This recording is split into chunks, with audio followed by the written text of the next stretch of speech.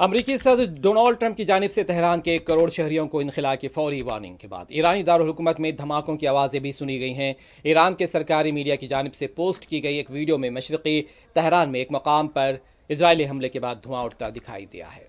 इस बीच ईरान की दारुल हुकूमत तेहरान में मुतअद्दिद धमाकों और फ़िज़ाई दिफाई के फायरिंग की इत्तलात मिल रही हैं और इस वक्त तेहरान में भी सुबह हो चुकी है और बहुत से लोग रात भर से जाग रहे हैं या जाग चुके हैं। सड़कों पर ट्रैफिक का हुजूम है। शहरी तेहरान यानी दारुल हुकूमत तेहरान को छोड़कर मज़ाफ़ात में जा रहे हैं।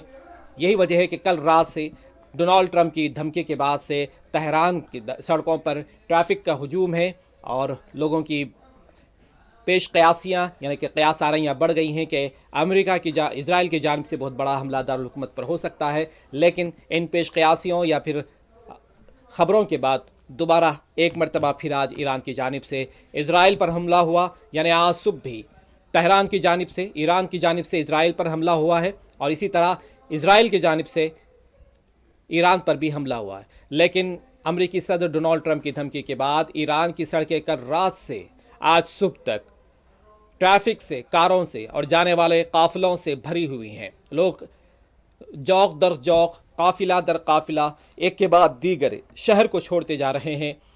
ये ख़ुद को बचाने की भी और अपने आप को महफूज रखने की भी एक तरकीब है। लोग एहतियाती इक़दाम के तौर पर तेहरान की दारुल हुकूमत को छोड़ रहे हैं।